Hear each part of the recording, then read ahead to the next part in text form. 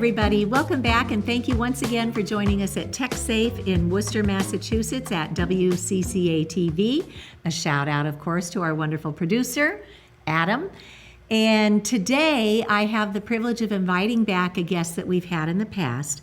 Her name is Elizabeth Kelley, or Libby, as we affectionately call her. She is the current managing director of the International Commission on the Biological Effects of Electromagnetic Fields. Now, Libby has been working in this field since 1996, trying to help us get to technology safety. In addition to her role with what we call the ICBE-EMF, she is also the president of the Electromagnetic Safety Alliance. She organized the EMF Scientists' Appeal to the United Nations. She produced the EMF Medical Conference, which many of you know is still available online today at no charge to train ourselves, our healthcare practitioners, our local first responders. Everybody can listen and learn from world-leading doctors, scientists, building biologists, attorneys, and I was honored to be brought in to speak on state and local policy. So please go to my website at Massachusetts for Safe Technology, and if you go to the resources page, you will be able to access the EMF Medical Conference there.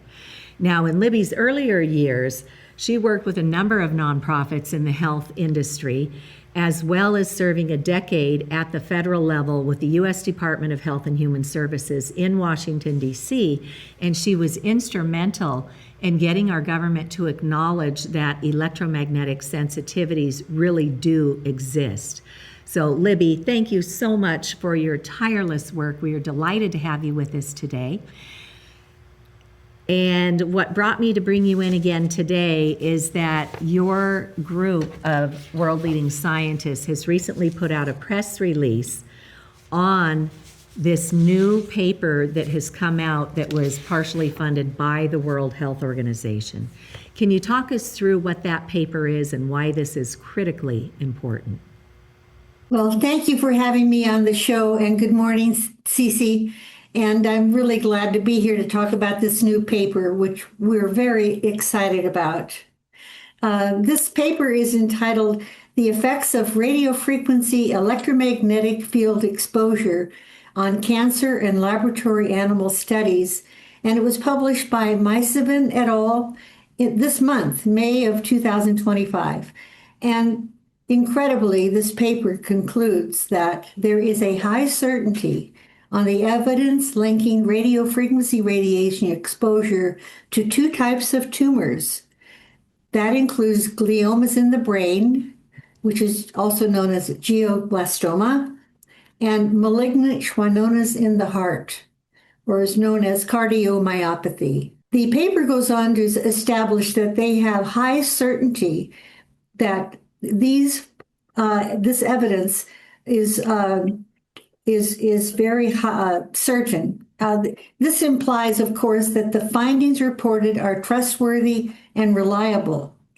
The review also found moderate certainty of an increase in rare tumors in the adrenal glands and the liver. And when Dr. Ron Melnick was interviewed for our press release about this paper, which has gone global and is extremely popular, one of our most popular clicks on our website, in fact, historically, Dr. Melnick said, "The evidence is now clear. Cell phone radiation can cause cancer in animals in concordance with the tumor types identified in human studies of mobile phone users. As animal studies are essential for predicting cancer risk in humans, governments should develop science-based safety standards to protect human health." The conclusion of the study, commissioned by the World Health Organization, who partially funded it, shows that the long-standing assumption that current government limits are based on, that cell phone RF radiation can only cause harm through tissue heating, is wrong. And Dr. Melnick is the current chair of ICBE-EMF.org. This paper reviewed 52 animal studies on rats and mice, and it was the final paper published in a series of systemic review papers commissioned by the World Health Organization. The authors of these all 11 systemic reviews, which have now all been published, they followed the World Health Organization funded protocols that were published prior to the papers. And they also followed guidance on preparing each paper using medical support provided by the World Health Organization. So the World Health Organization did more than merely fund papers. It had a very strong role in preparing these papers, establishing the framework for these papers.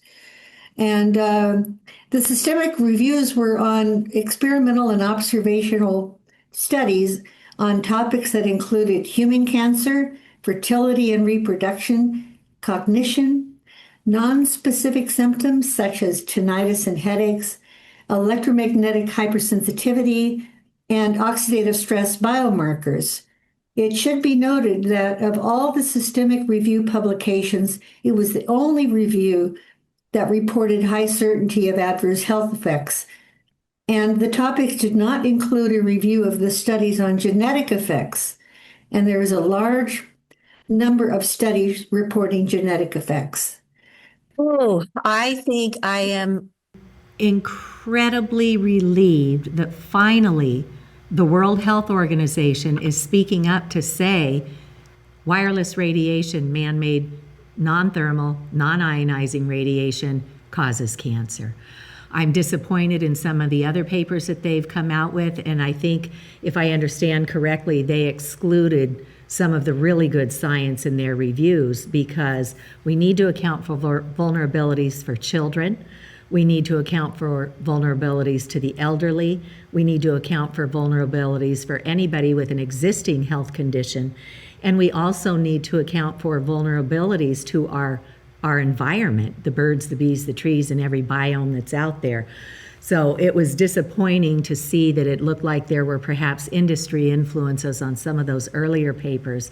And I would love to have been a fly on the wall to see how the World Health Organization finally admitted that, yes, this causes cancer. And cancer is the long-term game, right? It can take, well, it used to take 20, 30 years to develop cancers. Now they're growing more rapidly. But in the time that they've been saying, oh, there's no mechanism of harm identified, in these last 20, 30 years, we are seeing such a huge decline in our population's health. And as Professor Johansson and I just discussed in our prior episode, the smaller critters on the planet are already disappearing. I mean, we have species disappearing by the dozens now. And those are the little ones. And look what's happening to the big ones our size. So we have got to get busy on this. We've got to get the public educated. I do a free public education webinar every month. Anybody in the world who speaks English is welcome to join us and come listen. We'll walk you through the facts and teach you what you can do to stay connected and protected without radiating ourselves and our planet. So Libby, I am just over the moon that your organization of world-leading scientists and experts on this have put out this press release and that it's getting such huge response around the world, because there's a time clock ticking here and it is not ticking in our favor. So yeah, hats off and kudos to you guys. And when Dr. Melnick was here in Massachusetts, we did a forum at the Shrewsbury Public Library. And this was not too long after they had concluded at the National Toxicology Program that yes, wireless radiation is a carcinogen. And he said, once something has been identified as a cancer-causing agent, there is no safe level of it. So we have our love affair with everything wireless, but we can't kid ourselves. In my house, I've just plugged everything back in with cables and adapters. I have a very safe living environment, and I have a radio frequency meter that allows me to measure the radiation to make sure I got it all, because with 5G and the Internet of Things, they're forecasting we're all going to have 200 wirelessly connected devices in our homes. You might as well just, start chain smoking while you're at it, right? So that's what I think, Libby. I know you've been following this a long time, Cece, and I always like to hear what your opinion is about this. I think that our contribution as a science-based organization is to apply scientific principles and speak truth to power to correct the misrepresentations and misleading statements that are out there. Our critiques, some of which have been published and some more are going to be published, report methodological flaws. And for example, the number of papers that were used to evaluate heterogeneity were just too small. You could not derive meaningful data out of a field of 2 studies, for example. They also chose to include or not include certain papers. Why is that? Is it because that paper found something they didn't want to include in the report? Because that would create a bias. Well, we have positive findings here.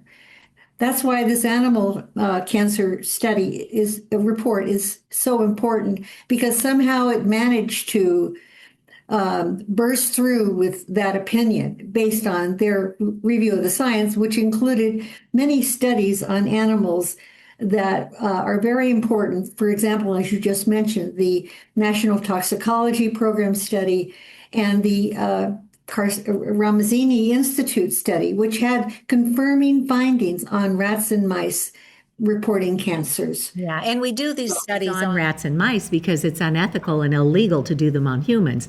But the species of rodents that are chosen for these studies are chosen because what happens to them happens in humans.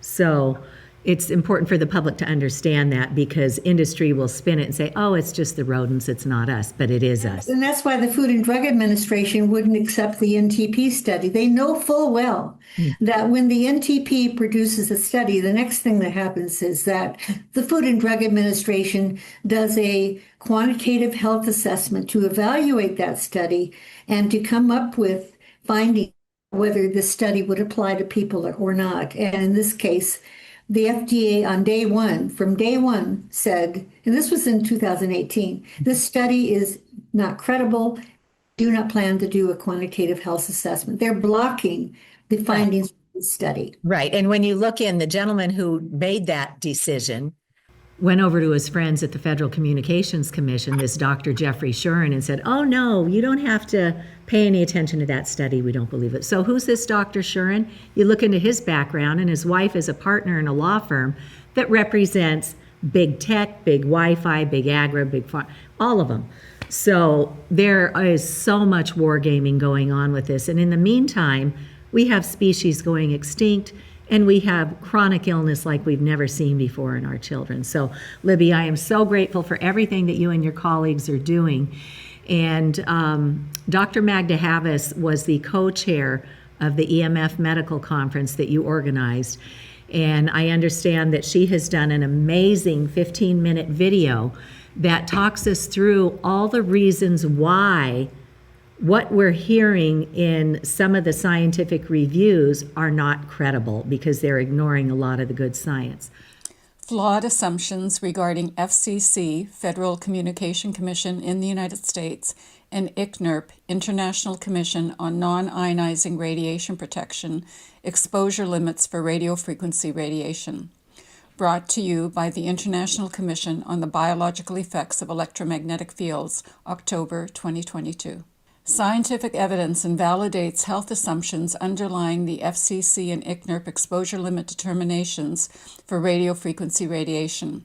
Implications for 5G. In the late 1990s, the FCC and ICNIRP adopted radiofrequency radiation exposure limits to protect the public and workers from adverse effects of radiofrequency radiation. These limits were based on results from behavioral studies conducted in the 1980s involving 40 to 60-minute exposures in 5 monkeys and 8 rats, and then applying arbitrary safety factors to an apparent threshold specific absorption rate, SAR, of 4 watts per kilogram. The limits were also based on 2 major assumptions. Any biological effects were due to excessive tissue heating, and no effects would occur below the putative threshold SAR. as well as 12 assumptions that were not specified by either the FCC or ICNIRP. In this paper, we show how the past 25 years of extensive research on radiofrequency radiation demonstrates that the assumptions underlying the FCC's and ICNIRP's exposure limits are invalid and continue to present a public health harm. Adverse effects observed at exposures below the assumed threshold SAR include non-thermal induction of reactive oxygen species, DNA damage, cardiomyopathy, carcinogenicity, sperm damage, and neurological effects including electromagnetic hypersensitivity. Also, multiple human studies have found statistically significant associations between radiofrequency radiation exposure and increased brain and thyroid cancer risk. Yet, in 2020, and in light of the body of evidence reviewed in this article, the FCC and ICNIRP reaffirmed the same limits that were established in the 1990s. Consequently, these exposure limits, which are based on false assumptions, do not adequately protect workers, children, hypersensitive individuals, and the general population from short-term or long-term radiofrequency radiation exposures. Thus, urgently needed are health protective exposure limits for humans and the environment. These limits must be based on scientific evidence rather than on erroneous assumptions, especially given the increasing worldwide exposures of people and the environment to radiofrequency radiation, including novel forms of radiation from 5G telecommunications, for which there are no adequate health effects studies. These are the authors of the publication. They come from Slovakia, the United States, Turkey, Brazil, Sweden, Canada, Finland, the United Kingdom, Australia, China, and the Ukraine. The FCC ICNIRP relied on acute exposures lasting between 40 and 60 minutes, behavioral studies in small groups of animals, 8 rats and 5 monkeys, performed in the 1980s to establish exposure limits for radiofrequency radiation. The numbers in parentheses refer to references in the publication. FCC and ICNIRP base these limits on 2 major assumptions. Biological effects were due to excessive tissue heating, and no effects would occur below the thermal threshold. 12 additional assumptions not specified by FCC ICNIRP are discussed in this presentation. We maintain that these studies and the subsequent limits are inadequate to protect humans and wildlife against acute or chronic exposure. Countries that rely on FCC ICNIRP limits are not protecting their citizens or the environment. Children, pregnant women, and those with electrohypersensitivity are particularly vulnerable. This presentation exposes 14 flawed assumptions and counters them with peer-reviewed scientific studies that number in the thousands. Here are the 14 flawed assumptions regarding radiofrequency limits. Number 1. Threshold for any adverse health effects caused by whole body exposure to radiofrequency radiation between the frequencies of 100 kilohertz to 6 gigahertz occurs above a specific absorption rate, SAR, of 4 watts per kilogram. Any adverse effects above the SAR threshold are due to tissue heating, and no adverse effects are possible below this threshold value. Number 2. Radiofrequency radiation is incapable of causing DNA damage other than by heating. There is no mechanism for non-thermal DNA damage. Number 3. 2 to 7 exposures to radiofrequency radiation for up to 1 hour duration are sufficient to exclude adverse effects for any duration of exposure, including chronic exposures. Number 4. No additional effects would occur from radiofrequency radiation with co-exposure to other environmental agents. Number 5. Health effects are dependent only on the SAR value. Carrier wave modulations, frequency, pulsing, or polarization do not matter except as they influence the SAR. Number 6. The multiple human studies that find associations between exposure to mobile phone radio frequency radiation and increases in brain cancer risk are flawed because of biases in the published case control studies, and because brain cancer rates have remained steady since the time that use of wireless communication devices became widespread. Number 7. There are no differences among individuals, including children, in the absorption of radio frequency electromagnetic fields and susceptibility to this radiation. Number 8. There are no differences among individuals in their sensitivity to radio frequency radiation-induced health effects. Number 9. A 50-fold safety factor for whole-body exposure to radio frequency radiation is adequate for protecting the general population to any health risks from radio frequency radiation. Number 10. A 10-fold safety factor for whole-body exposure to radio frequency radiation is adequate for protecting workers to any health risks of radio frequency radiation. Number 11. Exposure of any 1 gram of cube-shaped tissue up to 1.6 watts per kilogram or 10 grams of cube-shaped tissue up to 2 watts per kilogram, the duration is not specified, will not increase the risk of that tissue to any toxic or carcinogenic effects in the general population. Number 12. Exposure of any 1 gram of cube-shaped tissue up to 8 watts per kilogram or 10 grams of cube-shaped tissue up to 10 watts per kilogram, duration not specified, will not increase the risk of that tissue to any toxic or carcinogenic effects in workers. Number 13. There is no concern for environmental effects of radio frequency radiation or for effects on wildlife, pets, farm animals, or plants. Number 14. No health effects data are needed for exposure to 5G. Safety is assumed because penetration is limited to the skin with minimal body penetration. Some of these assumptions are wrong. Some are based on inadequate research. Certain aspects have been ignored. The safety factors are arbitrary, and 5G remains untested. These 14 flawed assumptions are replaced by scientific facts. Number 1. A 4 watt per kilogram is not an adequate limit to prevent harm, since adverse health effects have been documented at levels well below this thermal limit. Number 2. Ionizing radiation is the wrong model for non-ionizing radiation bioeffects, since ionizing radiation has a direct effect while non-ionizing radiation has an indirect effect on DNA.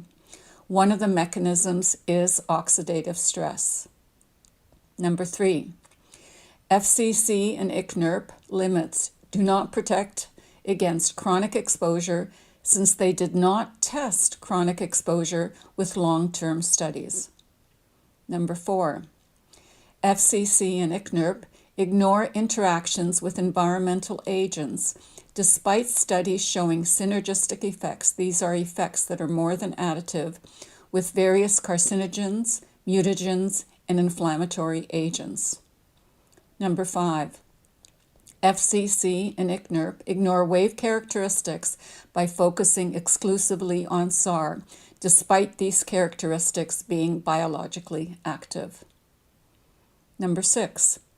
Statements that brain tumors are not increasing is false because glioblastoma multiforme incidence has been increasing in the United Kingdom and the United States since the 1990s, which agrees with case control experiments showing greatest risk is for ipsilateral tumors in parts of the brain that receive the highest radiation for mobile phones, namely the cerebellum, the frontal and temporal lobes of the brain. Number 7. FCC-ICNIRP ignore differences in radiofrequency absorption, despite the fact that children absorb more radiofrequency radiation than adults, since they have a thinner skull, a smaller head, more conductive brain tissue, and are still growing and developing. Number 8. FCC and ICNIRP ignore individual sensitivities despite the fact that children, pregnant women, and those with electrohypersensitivity are more vulnerable to most environmental pollutants, including radiofrequency radiation. Number 9. 50-fold safety factor for whole body exposure to radiofrequency radiation is inadequate to protect the public. A more appropriate safety factor based on toxicology should be between 300 and 1,000-fold lower. Number 10. 10-fold safety factor for whole body exposure to radiofrequency radiation is inadequate to protect workers who have not been informed of the real health risks, since FCC-ICNIRP believe there are no health effects below their thermal limit. Number 11. The larger the tissue, 1 gram versus 10 grams, and the higher the frequency, the less reliable the specific absorption rate for localized effects. Tissue size is too large for documented effects at the cellular level, and SAR is an inappropriate metric above 6 gigahertz. Number 12. While item 11 applies to the general population, item 12 applies to workers. Workers are not informed of health risks. Number 13. FCC and ICNIRP ignore environmental effects of radiofrequency radiation despite numerous studies documenting electromagnetic field interferences with orientation, migration, food finding, mating, nesting, and den building in animals. Plants are also adversely affected by radiofrequency radiation. Number 14. 5G small cells are likely to increase radiofrequency exposure since many more antennas will be closer to human populations, and since 5G consists of microwaves used in 3G and 4G, which are known to be harmful, and millimeter waves which have not been tested for safety. Here we have a summary of the 14 flawed assumptions. Some of these assumptions are wrong. Some have been untested. Ionizing radiation is the wrong model to use for non-ionizing radiation biological effects. Certain aspects dealing with waveform, with synergistic events in the environment and effects on the environment are ignored. And finally, the safety factors used to protect workers and the public are arbitrary. And as you and I close out, I want to give a shout out to another resource that's out on your website at ICBE, because we always want to end on a hopeful note if we can. And this is your safety tips on reducing wireless radiation exposure. We'll include a link to that in the description on our video today. But 5 things we can all start doing. 1, create distance from something that's radiating. 2, reduce the amount of time that you are exposing yourself. And 3, wait for a good signal, because if you don't have good bars, that means your device is throwing off more radiation to try and make or maintain that handshake. And when you're not using something, turn it off, or turn off all the antennas but the one antenna in your phone that you're using at that time. And the end game really is to not use wireless when you have a choice, and go back to connecting with hard wires. So, Libby, I want to thank you for joining us today. I look forward to what your organization is going to be doing in the future, and we are so grateful to be able to share the incredible work that you do. Thank you. Well, right now we're hyper-focused on these systemic reviews and what the World Health Organization is doing in collaboration with the International Commission on Non-Ionizing Radiation Protection. And our goal is to continue speaking truth to power. Excellent. Well, thank you, Libby. You give us hope to get up every day and keep doing this work. So bless you and your colleagues there, and have a tech safe day, everybody. Thank you.